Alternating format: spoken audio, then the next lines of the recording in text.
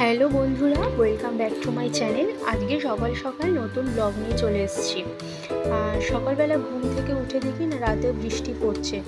আর ঘুম থেকে উঠেছি বলতে প্রায় ওই পাঁচটার সময়, যেহেতু আমার বর সকালবেলা 6:30 কি 7টার সময় অফিসে বেরিয়ে যায়, তো সেই জন্য আমার সকালবেলায় প্রায় বিছানাটা গোছানো হয়ে যায়, শুধু চাদরটা বাদে।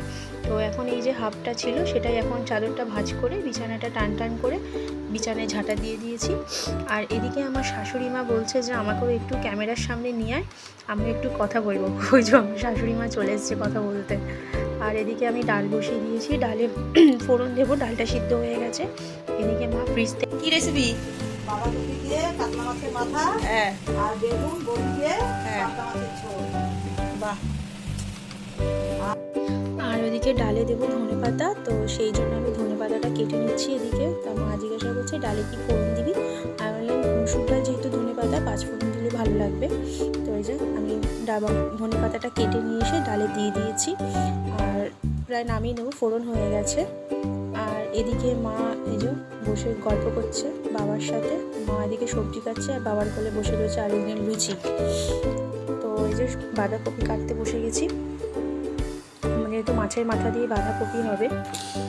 আর এদিকে বাঁধাকপি কাটার সাথে সাথে তোমাদেরকে একটা কথা বলি, কেন জানি না আমার সব সবজির মধ্যে না আমার বাঁধাকপিটা কাটতে খুব ভালো লাগে। তোমাদেরও কি এরকম স্পেশাল কোনো সবজি আছে যেটা কাটতে খুব ভালো লাগে? থাকলে জানিও। আর আমি যখন সবজিটা কাটছি, পাশে একজন পুচকি এসে আমাকে বলছে কাকিয়া আমাকে একটু ভিডিও তো দেখাবে।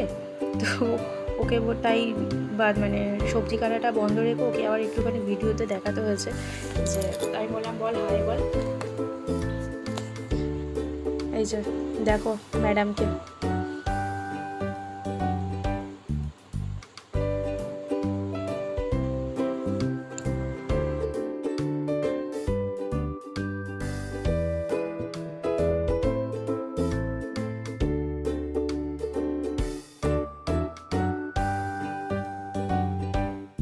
এদিকে আমার কাটা কমপ্লিট।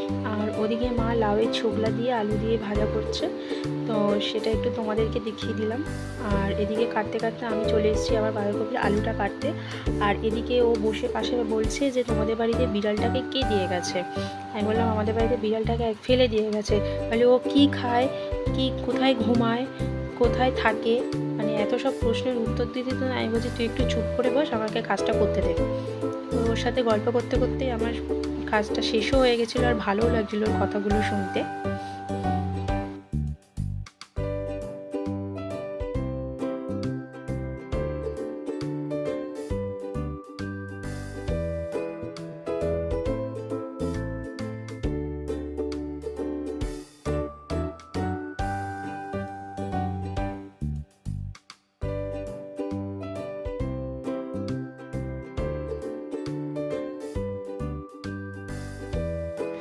মা এদিকে দুটো কড়াই বসিয়ে দিয়েছে, একদিকে পাবদা মাছ ভাজা হচ্ছে আর একদিকে মাছের মাথা। আর ওদিকে মাছের মাথাতে বাকি যেটা ছিল সেটাতে নুন হলুদ মাখাচ্ছে। আর এদিকে আমার খিদে পেয়ে গেছে, তো আমি বসে পড়েছি খেতে রুটি আলু ভাজা আর পেঁয়াজ। আর পেঁয়াজটা না তোমরা হেসো না, পেঁয়াজটা আমার একটু খেতে ভালো লাগে।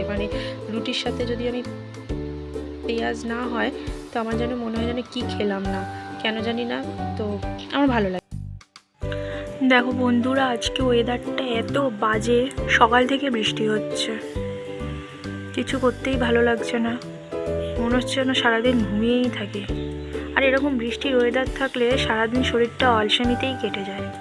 ওদিকে দেখো মা ফুল গাছে জল দিতে গেছে, না ফুল গাছে কি দেখতে গেছে।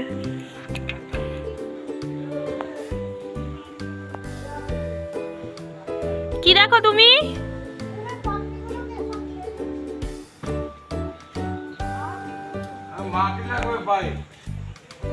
এই যে এই বৃষ্টির মধ্যে দেখতে গেছে।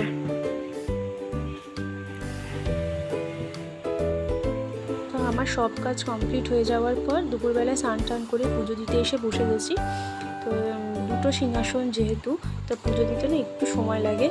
তো ওই যে পুজো দিচ্ছি, ফুল টুল দিয়ে সাজাচ্ছি, ঠাকুরকে স্নান টান করিয়ে। গোপাল আছে যেহেতু আমাদের দুটো। আর এই যে এখন ধূপ দিচ্ছি আর ওই ধূপকাঠি ধরিয়ে দিলাম।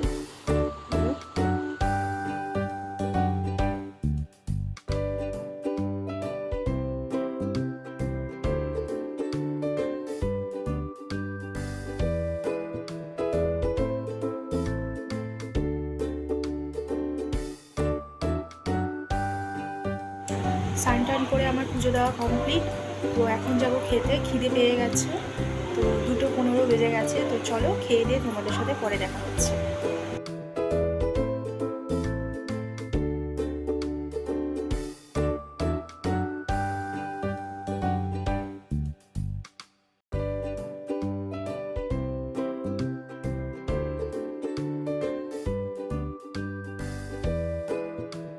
হ্যালো বন্ধুরা, শুভ সন্ধ্যা। শুভ সন্ধ্যা বলা যায় না, এখন 8টা বেজে গেছে।